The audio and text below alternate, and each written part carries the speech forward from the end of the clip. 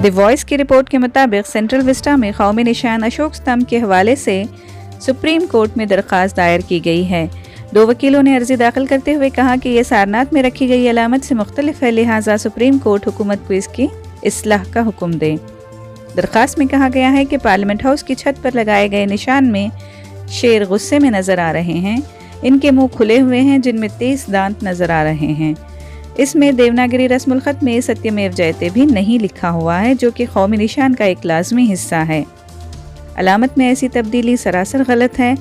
हाल ही में वज़ीर आज़म नरेंद्र मोदी ने सेंट्रल विस्टा में हिंदुस्तानी निशान का इफ्तिताह किया था, जिसका कुल वज़न 950 किलोग्राम है और इसकी ऊंचाई 6.5 मीटर है और सहारे के लिए तकरीबन 5,500 किलोग्राम वज़नी स्टील का एक मुआविन ढांचा बनाया गया है।